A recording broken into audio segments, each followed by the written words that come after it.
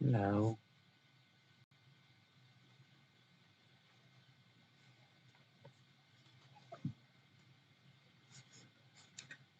I'm just trying to post the link on Patreon. No, and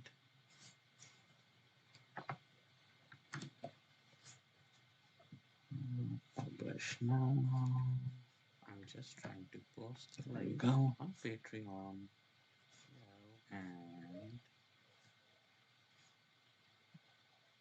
hopefully you can see me and hear me. I know my arm looks really weird. Oh, brilliant.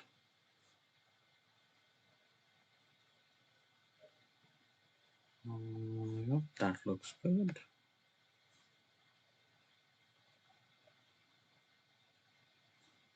Okay, so if you can hear me properly, let me know. If not, let me know that too.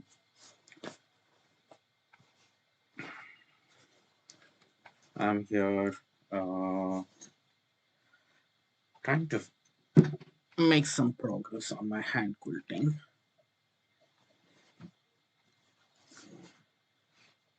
and seeing if I can actually do this. Okay, what color should I choose? Big question. I think I should use this pinkish magenta, or should I use a magenta?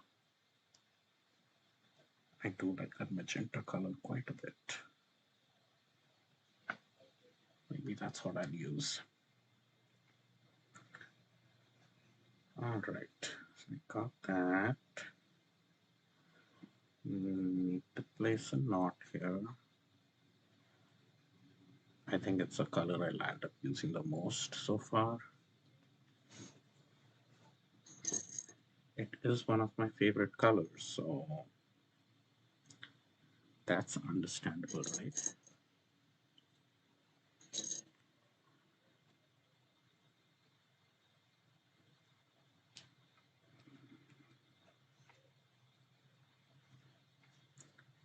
If you can hear me or are having troubles with sound or something, just give me a shout out and let me know so that I know what's going on and I don't have like a very silent video playing.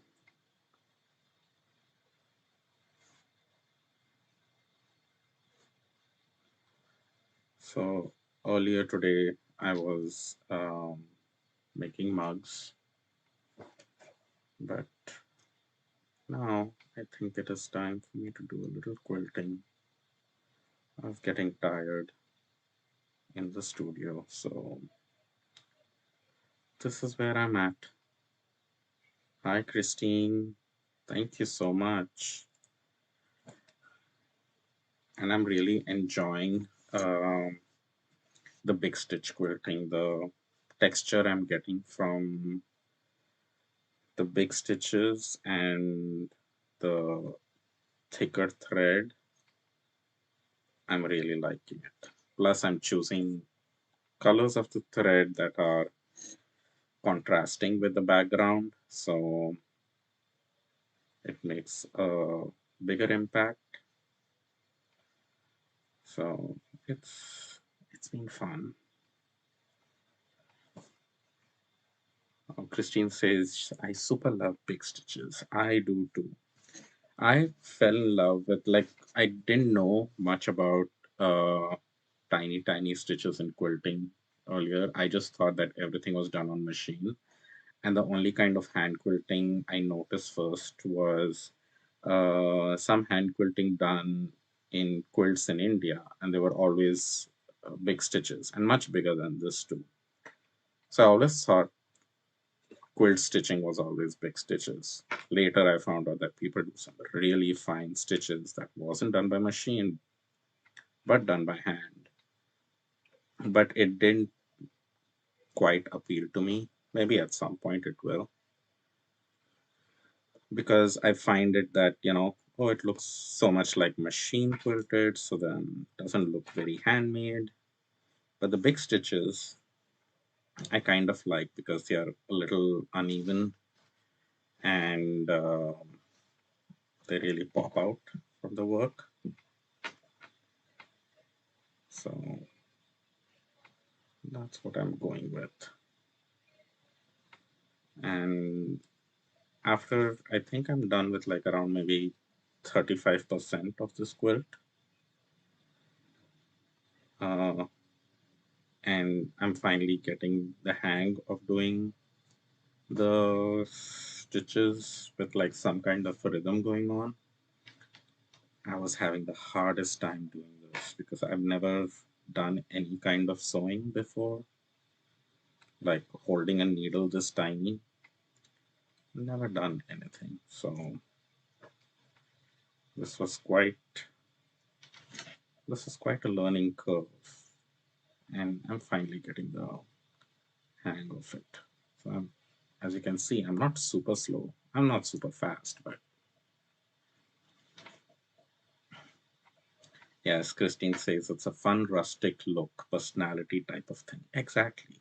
It has that, very handmade look, very textured look. You look at it and you know that, oh, it's not done by a machine. Somebody's done this by hand and has put a lot of love into it. So I kind of like that aspect of all the work that I make. I don't necessarily want it to look like it's machine made. Um, so Christine asked, are you using a thimble? Yes, I am using a thimble, and I have struggled quite a bit since I had not done much sewing. Um, Figuring out thimbles, I collected close to 10 thimbles so far, but currently what's working for me is using a gripper. So this is like a silicone gripper. I'm not using this as a thimble, but this I use because it gives me a good grab on the needle. It's a thin needle, and I don't have to, exert extra pressure. Uh, the rubberized dots on this make it really easy to grab the needle, which is nice. And then when I'm stitching, I am, if you can see on that camera, I'm holding the needle with these two fingers, which is again something that I've seen not many quilters do. I see them just rocking your wrist by, placing the needle on your middle finger and just rocking it this way. I cannot do that. So what I do is I hold the needle in these two fingers and I support the base of the needle on the thimble here, and then I move the fabric into the needle, and then I push with the thimble. I push the back of the thimble upwards, and then I can pull the needle through. That's what I found to be the most comfortable for me. And of course, every person's hand is different, so that's the reason why it's like I kept trying different things, and I'm going like it's working so well for so and so, and expensive thimbles and cheap thimbles and everything, and old fashioned thimbles. There was always something different that worked for different people. So I said, I just need to figure out what works for me. And I tried it on small projects earlier, but the problem was that if you're not working on it long enough, you really don't get the hang of it as to, whether it is comfortable for you or not. Like I did a placemat and everything with big stitches. I did it, but I still didn't know whether it was comfortable because it was such a small project. In this project, especially the way I'm quilting, since I'm quilting around different block sections, I kept moving into a different thimble or different needle or a different thread even, and just trying different things again and again, which gave me the opportunity to try it. And now after maybe 10% of the quilt, I was like, no, this is it. This is the needle. This is the way I want to hold it. This is the way I want to hold the thimble. This is the kind of thimble I want to use. And it's working fine. The only thing is that I can quilt only going from bottom to top or right to left. I cannot go in the opposite direction. My So like you see, I don't know if you can see that, but I'm kind of feeding the fabric on the needle, holding my needle still. So it's a bigger arm movement, so that way I don't stress my fingers too much. I'm always very careful as to how I do things ergonomically right because, I work with my hands and I don't want to injure myself in any weird way. So one thing I learned about my thread is coming to an end is how do you weave it in instead of tying a knot at the end. I don't know if you can see that. But you take a stitch later, don't go to the back, but then you weave in between the stitches and you can pull out your needle in between and you've got that new stitch made, and then you can weave back in.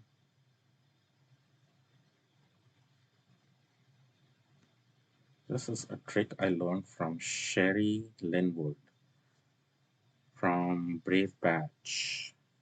And so you have woven that thread going in and out. It's almost like, weaving with knitting. And you can cut that end close. That thread is not going anywhere. And it gets buried in there. And there, it's perfectly ended. And that's all the waste I have. So I'm going to thread this up again and begin the next section.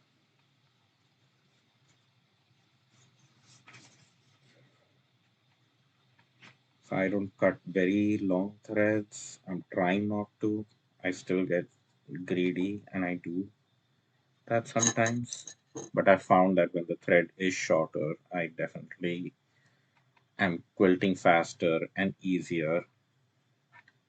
The other thing that helps me is a threader because this thread is slightly on the thicker side, and instead of struggling to thread it in again and again, a threader really helps. Otherwise, you'll be just watching me threading for half the time. And a quilter's knot, and I still don't get it at the very end. I like a very short tail. So I'll just snip off that extra bit. And I can continue quilting. I have made some reference lines out there to know where I want to quilt. Just going to bury that end there and come out at, at the point where I want the next stitch to start. There. I'm trying to make sure that you can even see what I'm doing. And it's not off the camera view. Hopefully it's better. Can you all hear me okay? Because I was having, I'm trying a new laptop setup and the two different cameras. I've not tried this setup before on this particular laptop, so I'm seeing if it works. This is what happens when you have a very long thread. Good sound? Okay, good.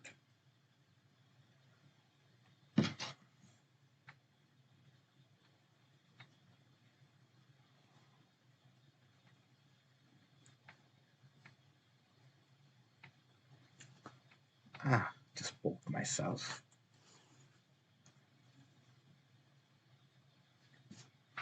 You almost need two hands to pull the thread through because it's so long.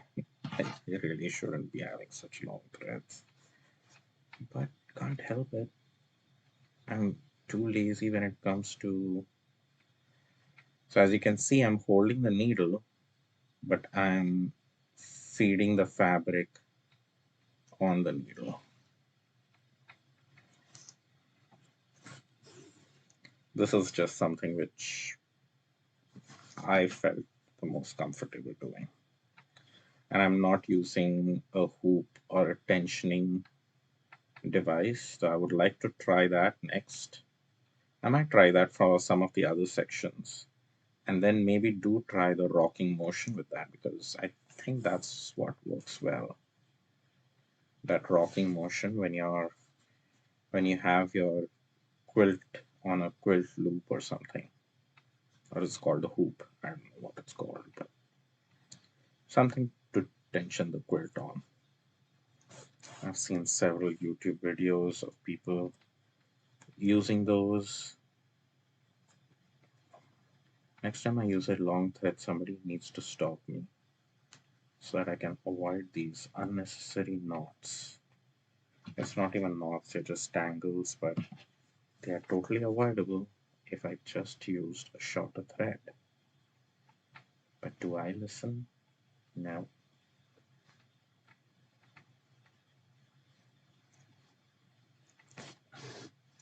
Do you mean try a quilt stretcher frame? Yes, something like that. I've also seen something like an embroidery hoop, which some people use.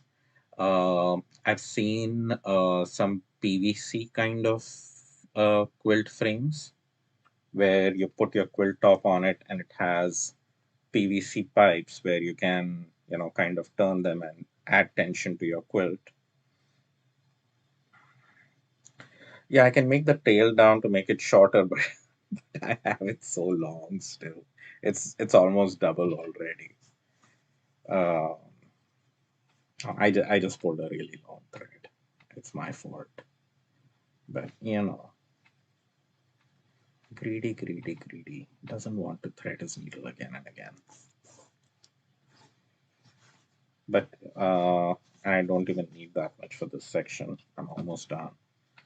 But I keep all the once I've threaded the needle with a particular colored colored thread, I'm not rethreading it again. So that's why I keep it long. So I'm saving, like if it's already threaded, I just keep that extra thread on that needle so that when I go on to the next section, when I want that same thread color, I can just use that needle rather than rethread again. And it's not so much as to waste the thread because I have plenty of that thread, of the variegated thread to do this quilt and many others most likely, but um, I would like to use, I just don't want to thread the needle again and again. So I'm using all in all like 7 different colors of thread. So I put up 7 needles on that. So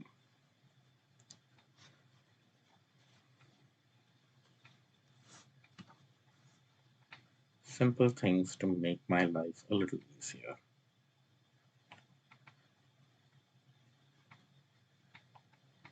I'm trying to decide, do I want to do 2 circumferences around this? I think I like one only. So here we are ending. And again, I'll have to weave in that end. We'll go up here, and then turn around,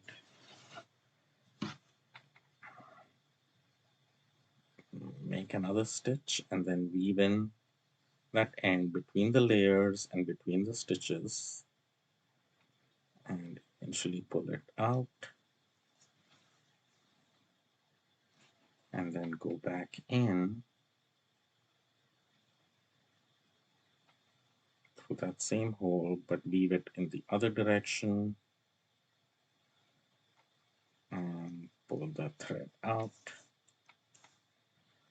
and there, all done. And then I love this scissor because it has that bend in it, so I can cut really close to the fabric without cutting the fabric, and I can cut my needle and no gaps or anything there.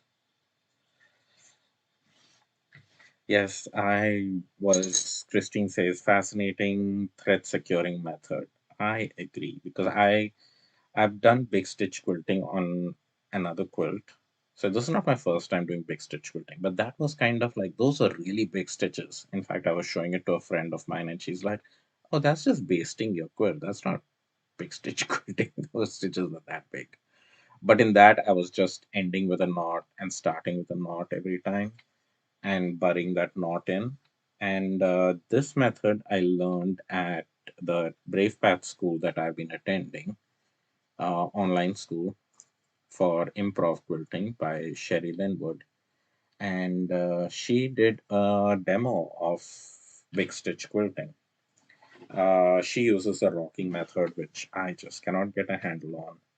But I love the method she used for securing the threads. So now for this one, I would like to use. Now I have noticed that when I have a plain colored fabric, I like to use a contrasting color thread so that the stitches pop out. But like for fabric like this, which already has a lot of print, I would rather not distract it with the stitches on top. So I'm using a more matching thread with it. I don't know if there's a logic to it, whether it makes sense, but to me it makes sense. So that's what I'm doing. And I don't have a needle ready that has that thread, so I'm going to just thread a new one.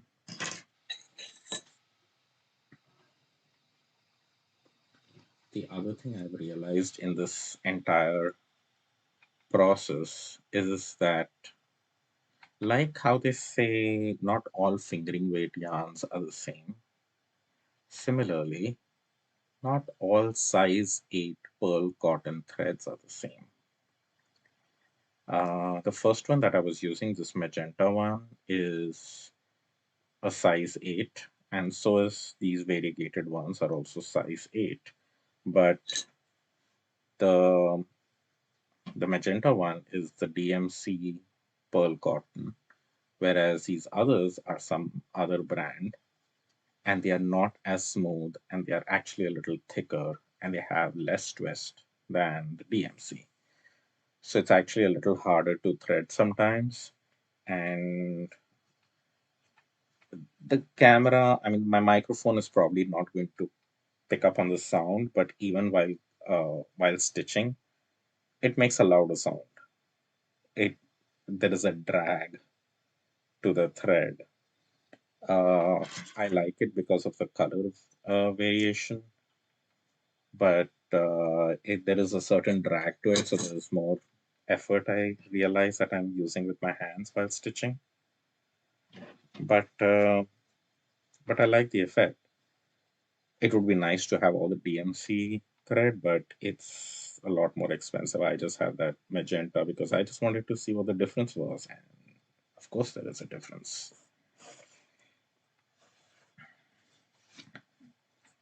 Oh, so Christine says the weaving I was doing was with 10 to cotton. Okay, or Kotlin. Yeah, I think that's what you mean by cottony. But yeah, it's this thread actually would be really good for weaving. Actually, it's thicker, it's a lot stronger, and it's not that expensive. So, oh yeah, it totally, like I have seen quilts which are even quilted with a lot thicker thread as well.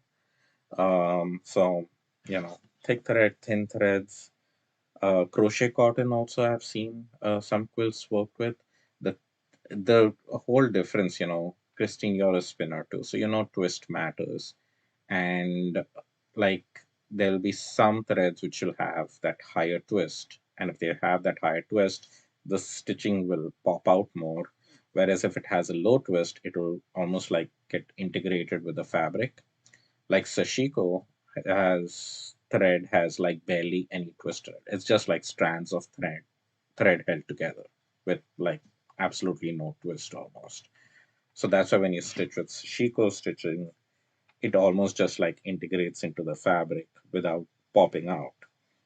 And if you want things to pop out even more, then I tried a sample with crochet cotton, and that's what it was. It was like the stitching not only was visible, it almost created a whole different level of texture on top.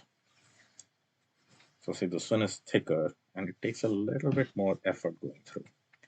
And the color is matching so well that you can probably not even see my quilting stitches, which is fine.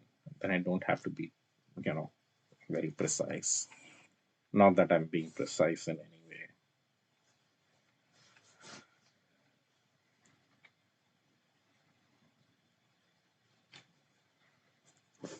I really want to finish this one last block out here. So then it'll be almost like around 35-40% of the quilt would be done. And I'll be kind of done with like a quadrant of the quilt.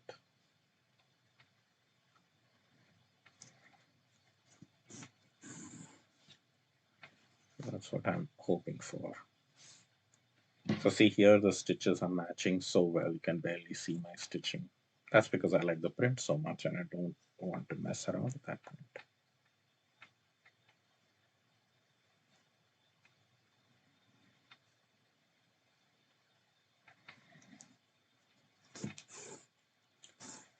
And I have so far found it comfortable only to load like maybe three, sometimes I can do four stitches loaded on. But for the size of stitches I'm making, three stitches just feels kind of like good rhythm for me.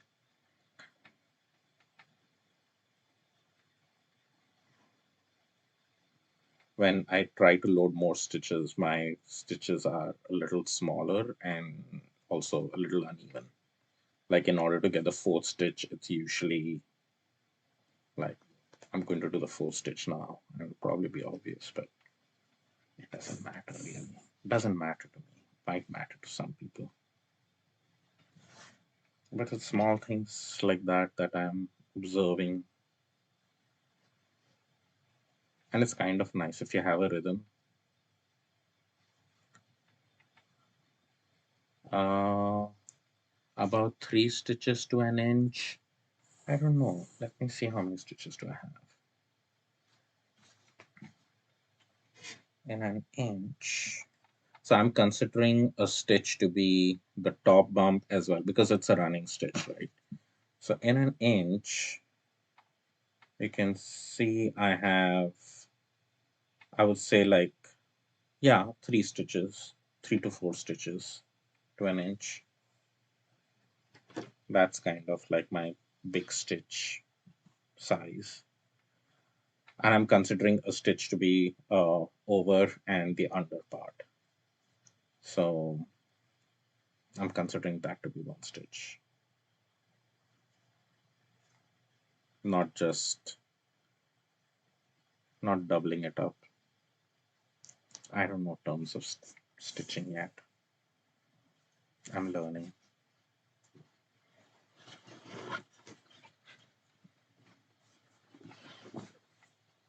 I'd like to see more of the quilt. See, isn't that fun? All those big stitches there. I'm probably covering up the microphone.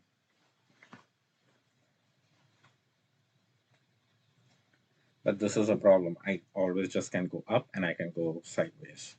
And I'm covering my face up. Okay. I was just wondering where I disappeared to.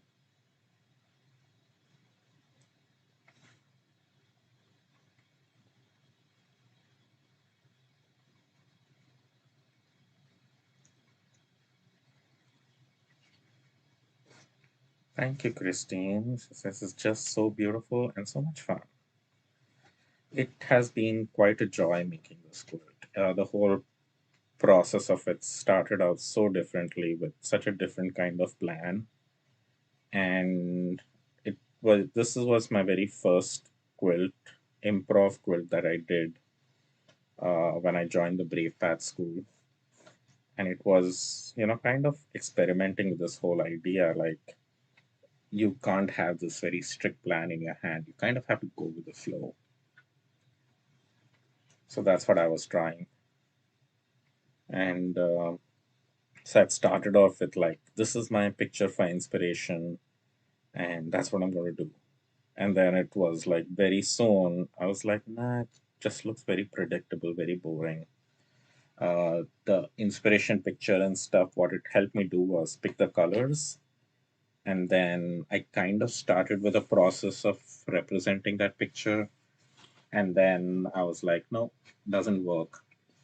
So I made strings, and then I started reacting to how the pieces were coming together, rather than me having that rule that green should be next to pink, next to blue, next to yellow, next to green, or anything. I was like, no, just feel how the pieces fit together. If they feel right, if they don't, cut it up, put it up somewhere else, stuff like that. And very improv, very in the moment, not planning it ahead, just taking it one step at a time. Such kind of exercise was good. It's a good mind exercise.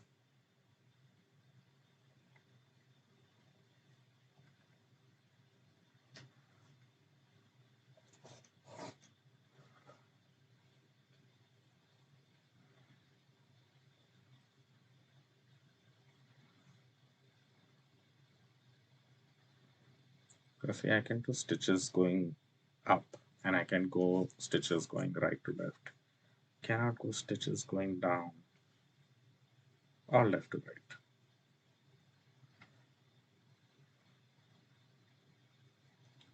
So I would next time choose a quilting pattern with which I just have to go in one direction, or one direction and up, rather than doing this, going around and round in circles around each block.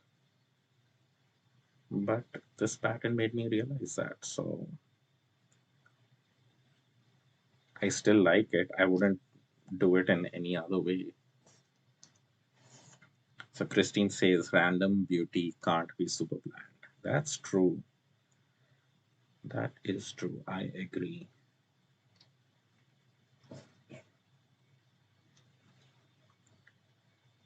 So that's the thing with the improv thing. Like, you can kind of set up certain rules or certain parameters. I would say not rules, but, parameters like, okay, just use these colors which are there in the picture.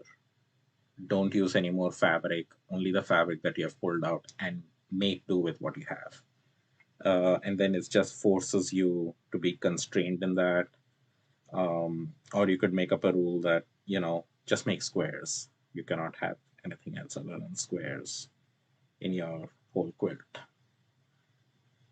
Um, and you can go from there. Or you can refrain yourself per size. And I kind of am tempted to play this game on Instagram. It's not a game really, but it's like getting input on size of squares from people just posting on Instagram, and then me making squares that size and making it work in the quilt.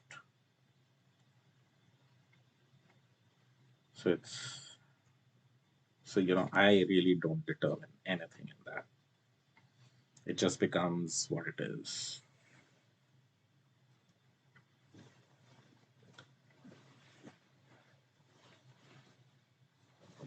Okay. We're back to the direction I started in. Hopefully it's visible. Did you all notice the K facet book which is kept out here? Goes very well with my quilt actually. I was reading through it and also using it as a weight on the book to hold the quilt at certain points when I was quilting. And the colors, K Facet is amazing with colors, and uh, not a surprise that it goes well with the quilt because Hey, I love the colors. And the book was gifted to me by Dan Klua, Clow. Someday I need to speak to her and find out how to say her last name properly. Christine, you must have seen her post. She's pretty active on the Fibery Goodness page. I agree, Christine. He is a color explosion. His color sense makes me very happy. I can just see pictures of his fabrics or his knitwear and stuff and just be lost in them. And this book is actually kind of an inspirational book. It's him behind the scenes in his studio space, at his home, his inspirations and everything in all different kinds of arts and crafts he's dealt with. Like there's knitting, there's quilting, there's mosaic work, there's painting. Uh, all that stuff is there in this one book. And what do you call it? Embroidery, needlepoint, not embroidery, needlepoint. So there's that as well. And I also heard a really good recent interview of his on the Fruity Knitting podcast. So if you don't subscribe to that podcast, it's a really good podcast. I really love the way they edit everything. And she had a really good conversation with Kay Fassett, and it's going to be a two-part. So this is only one part of the interview that she's shown, which is almost an hour-long episode, and then there's going to be another part. So she got some really good one-on-one time with him and asked some really good questions, and it's just fun to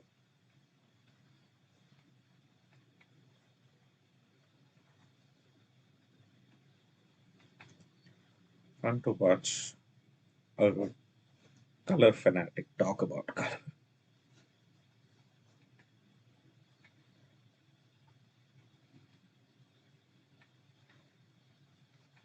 It was interesting, and he at some point talks about how his initial work was mostly white on white. That's where he did a lot of his paintings, a lot of his work was just white on white.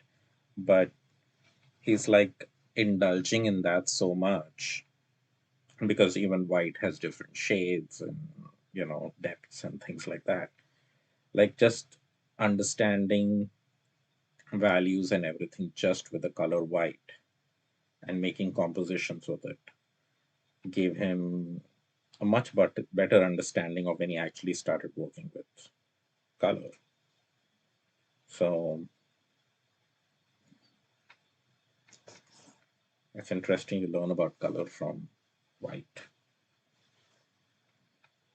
I found that very fascinating. And I think it's not just like um that it's white. I also have this thing, at least in my mind, that once you restrict yourself to something like even in the square, I restricted myself to certain colors.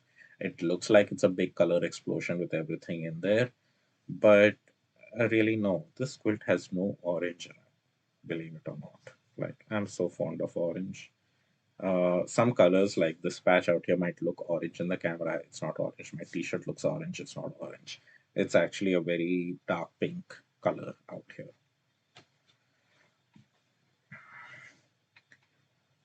Yes, most everything out here is like about out here. Christian, you mean by in the US, which is true. Everything is very white here. In the interview, he says that he's like, I just don't understand why people dress them up like young people dress them up in beiges and stuff. He's like, why not have a life? Oh, you're at your house, Christine. You know, with people seeing my work and everything, they think that, oh, you like color so much and everything.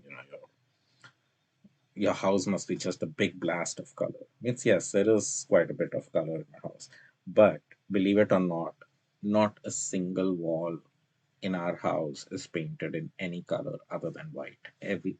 All the walls, everything is just a boring white.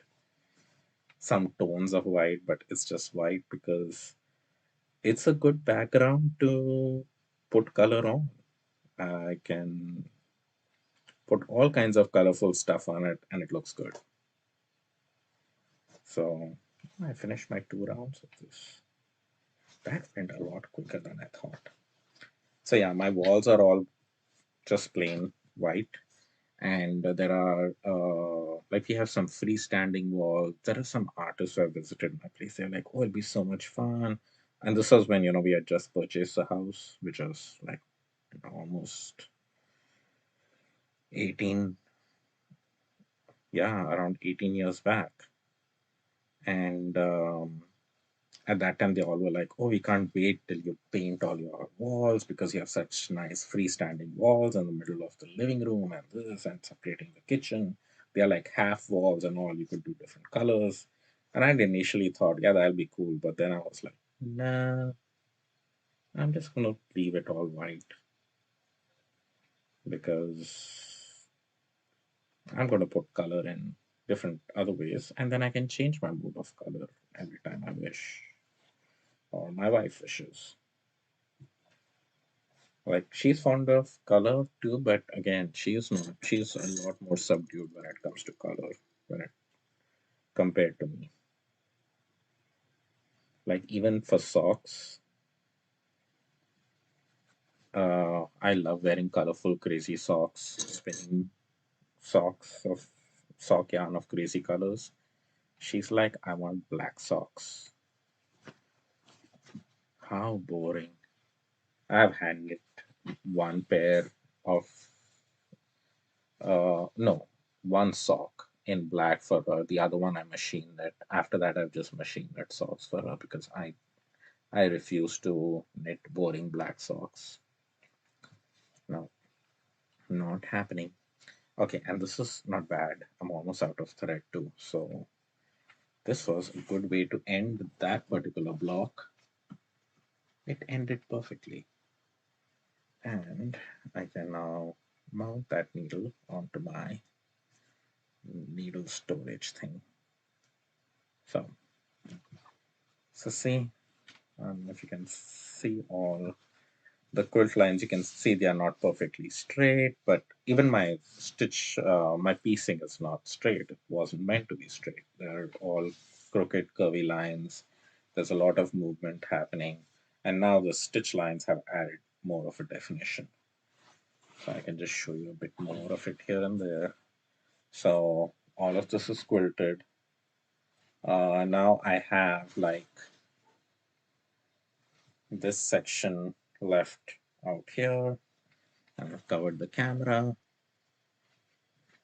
with a quilt, but I have like this whole section here. Oh, I didn't show you the back of the quilt to show you how I'm cheating on this quilt.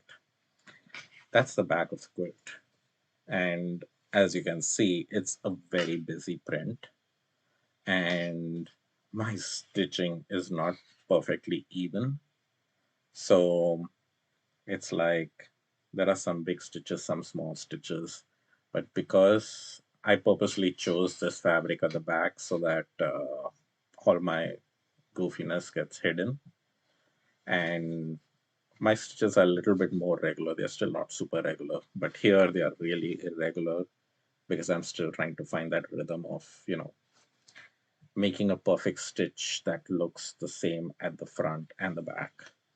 So I said, let's choose a really busy pattern at the back so that nothing will be visible as such, and I'll still be able to get away with it. Not that anyone is holding a bullet against me. But, okay, so now I have this whole section out here, which needs to be quilted.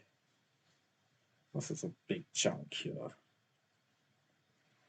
I think I might start with this, which has this stitch, the uh, tree pattern out here. Very textured tree pattern. Rather than doing a contrasting color out here, I think I'll do a matching color, more or less. It will show up in these small blocks that are added in, but I'll try to kind of match a thread with, I think that the light blue thread might work just fine, or actually a green might work well. I do have a green, yellow green one. I could use that thread out here. It should kind of blend in with the trees, and also kind of, it might stand out against the blue, but that might be a good choice for this. And I don't think I have any of the green already threaded up, so time to thread another needle.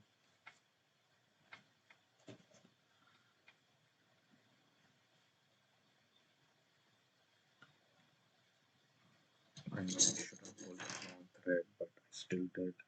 Let me, I'm going to purposely cut it short because I know I can never do the whole block in one single thread, so I shouldn't even try that.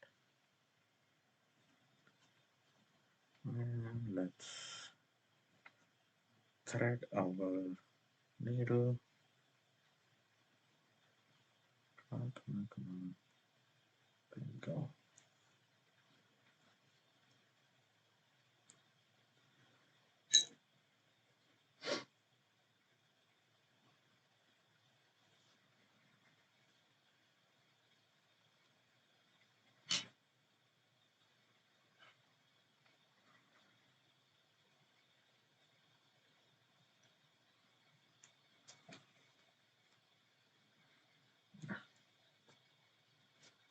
Messed up my knot. Let's just do a knot myself. The simple way. Since this thread is so much more thicker, I don't want more than a single knot at the end. Otherwise, I have trouble popping it into the fabric layers. Okay. And do I need to make, I think I should make some reference lines on these two. So let's just keep that needle there. And I tried using chalk pencils and stuff to do the lines, but I did like a test, but whatever chalk pencil I made the lines with, they never went away. So I'm kind of nervous about using chalk pencil lines. So instead, I'm using, I think this is called a hair tool or something. I don't know, HER. But it basically creates a crease in the fabric, which I can see clearly. And it's just like a crease, so there's no actual marking on it. And after washing, it does disappear. You probably cannot even see it on camera, but can you see that crease? Yeah, you can see it now. But yeah, so it's just a very deep crease which is visible, and I can just quilt along those lines. And I'm not trying to make them parallel to the edge of the section or anything because my edges are not parallel, so why bother? I hadn't heard of this before. It's it's just a plastic tool. I don't think it's anything special, but they make special things for everything now. I used actually one of my clay tools, which is actually was very similar when I saw this, but it wasn't as smooth on this curve. It's a carving tool that I had. I used that before, but because it wasn't very smooth, the fabric used to kind of catch.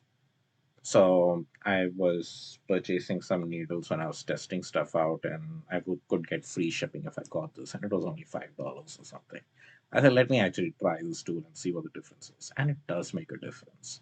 And the way it is designed, you can put some good pressure out here and get a really good crease in your fabric. And that way you don't have, that a weird line there which might not disappear when you are washing your quilt. And but you can see here, I clearly have, you know, these, you can see it in the dark area much better, but I can see them even in the print area, like enough that I can quilt on it. I don't mark the entire quilt altogether because I'm also changing my decisions as to whether I want to quilt the entire this section as one piece, or like when I do the spring section, I'll probably just do it separately and do these sections separately. So I might change my mind throughout. And plus, I don't know if that crease line will stay all the way till I get to the section I want to do, or what I had planned, I might change. So I'm just like, no, I'll just do it when time is right.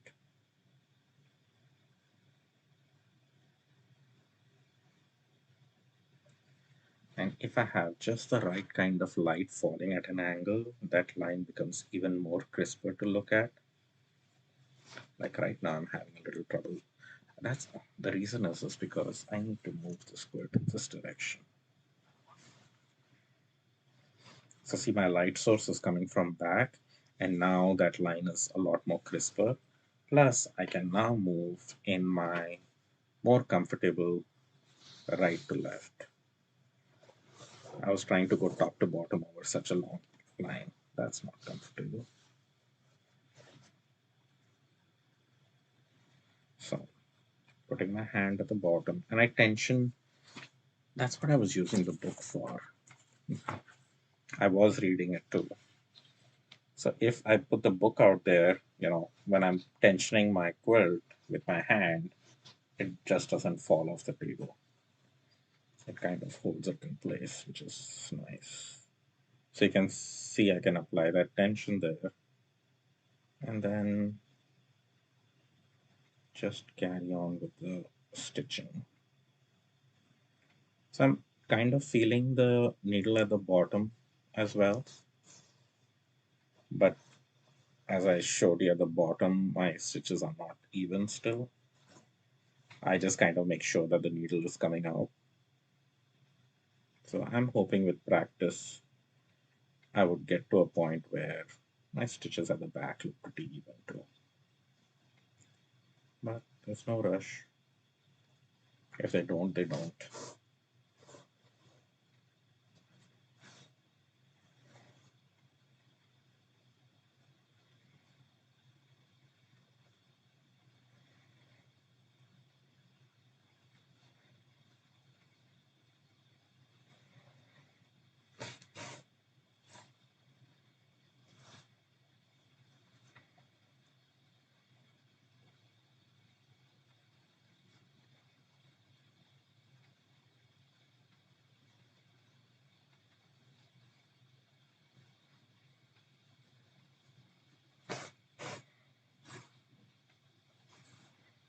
I don't know if the camera is picking up the sound of the thread. I find that sound very satisfying. I don't know about you, or if you can even hear it, but there is something very soothing about that sound, which is growing through the layers of fabric and the batting. This sound.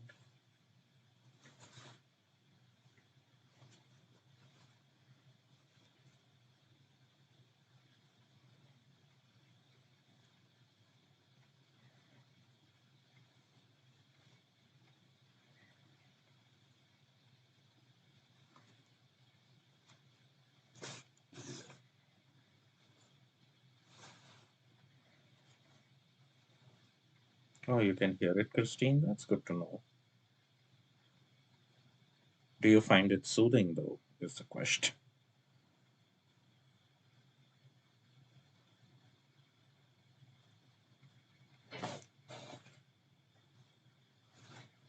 It could be one of those things that is only soothing to the person who's doing it rather than the person who's hearing it. But I've actually heard this sound, while hearing some other quilters on YouTube be working, and I've always thought it's a very soothing sound,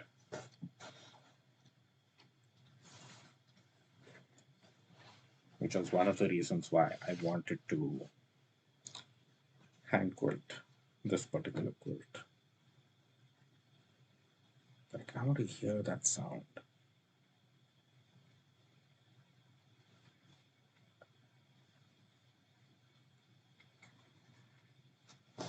So Christine says it is very soothing, so that's good. It's a good thing I'm not annoying everyone with that sound.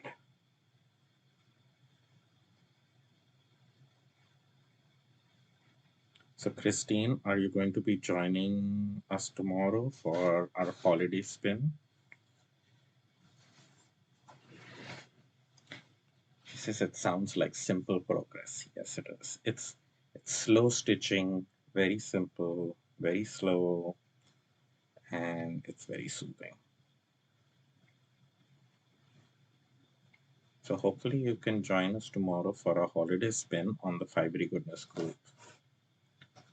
I will be spinning something white, which is along your lines, right?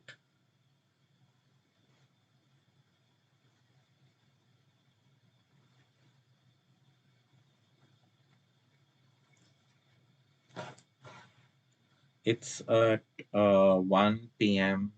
in the afternoon, Pacific, and you're in California, right? So, yeah, 1 p.m. on the Fibery Goodness Facebook page. That's where we're going to be. Susie, Evanita, Debbie, and myself, along with all the people who join in and are watching in the live feed. Those are always fun.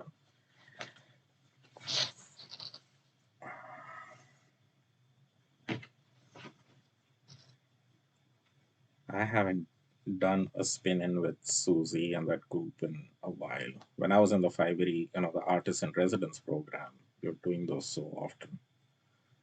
And I was just missing it.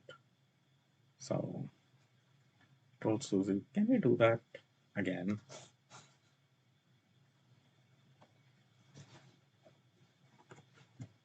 There's somebody else in the artist in residence program, but I'm like, yeah, but still, I kind of want to do it. I want to do the spinning part. I did enjoy that before.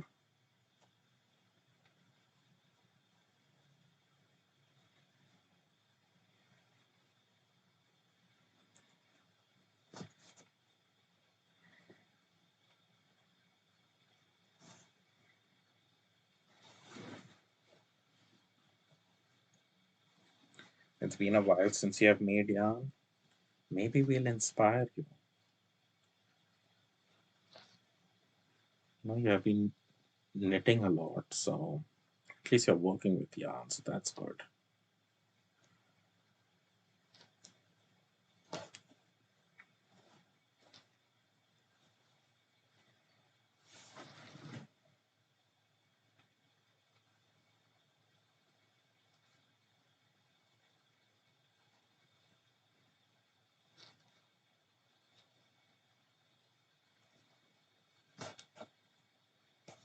Yeah, and you have been over your head with knitting and weaving school. Cool. What weaving school are you attending?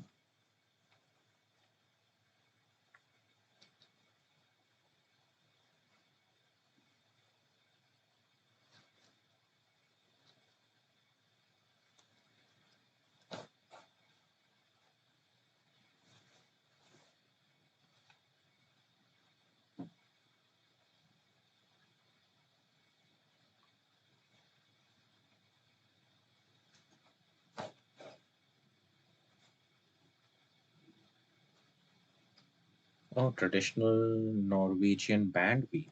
That's cool. I need to get back to weaving maybe next year. I really enjoyed the Sauri weaving I had started last year in the summer. Uh, Knitographyfarm.com. Cool. I will look that up. Thank you for that link. But yeah, I enjoyed the Saudi weaving I started last year. I did like 3 5-yard projects, and actually one of them is in the recent Ply magazine as well. I don't know if you subscribe to it, but the heads, it's the head and hands issue. You only have one head and more hands, so head and hands. To keep correcting myself. But yeah, I have an article on the Saudi weaving that I did, which turned into a headboard. So that was a fun experience, and I would like to try that again. I clearly have enough yarn, and now that you mentioned that weaving, I'm like, geez, I could use all this cotton thread for weaving as well. Uh, Oh, for Ply Magazine? Yes, it's actually in the current issue. It's already out. Well, the digital, of course, if you get the digital, you should have already gotten it. It's the head and hands issue. But I think the print copies were slightly delayed or something, so you may or might not have received it yet. I don't know if people have received their print issues yet. But digital, yeah, the digital one is out, and if you're a subscriber, you do already should have it in your inbox. That is the head and hands issue. So yeah, I had fun writing it. Oh, you get both. Yeah, look at the digital link. I uh I used to get the print, means I had the print issue, and then I started with the digital now because I'm running out of room for books in my house, books and magazines. And I was just getting to the point where I'm like, you know, I'm I'll end up looking for references and stuff more easily if it's on my computer than actually going to my bookshelves to find them. So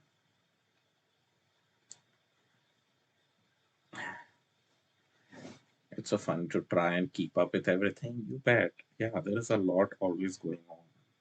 Can't keep up with everything. So yeah, even when I get print issues for certain magazines, it happens like it just sits there and I don't get to them. The Tiny Studio magazine, though, I enjoy reading that. There's something about the feel of that magazine. Even Ply magazine, when I did have the physical copy, I used to love going through it. So, hey Christine, everything you do takes long time. Everything I look at what I'm doing right now. I could have finished this quilt on the sewing machine, quilting it up in 2 hours at the most. If I just did some straight stitches and I would be like done. But look at me. Everything takes time. It's a labor of love. Yeah, Tiny Magazine is like a book. And it has like stories in it. So it's not like technical about making yarn. Means there are some technical stuffs in it, but I kind of read it like, you know, oh, let me read what my other fiber artists people are up to these days. It's kind of I go with that feel when I pick up that magazine. That's always fun.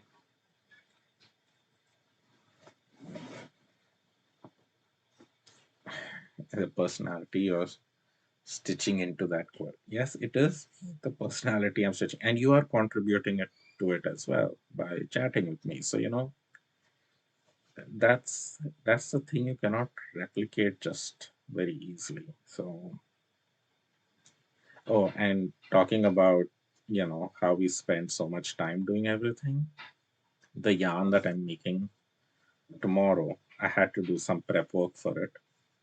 Of course, I made the bat, which I'll be spinning, but then I'll be plying that with a thread.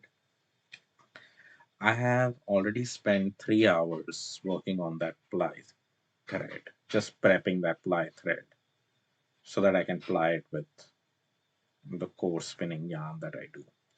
I know you were suggesting doing a thick and thin. Many people were, but I tried doing a little thick and thin, but because it's so weirdly textured, I think I'll do a thick and thin while core spinning it rather than a traditional thick and thin because there is just too much weird junk in it, like cotton and batting from my quilt. So I'm going to core spin a thick and thin, but the ply thread is what I've been working on for the last 3 days. I've spent an hour every day prepping that ply thread a little at a time. So I know I've already put in 3 hours into it, and I hope it's enough of ply thread for that project. If it's not, it's not. Yeah, there is a little bit of polyester batting I put in, but there's mostly bits of cotton batting as well. So I was just like, it'll anyway make a thick and thin even if I core spin it. So I'm kind of staying with that plan for now. I might change my mind once I start spinning it tomorrow. That's the fun thing about those lives. Anything can happen. And even though I've spent so much time preparing that ply thread, I don't even know if it's going to work for what I want. So I might change my plan again and not use it at all eventually. But that's what the whole process is. I've got to try it.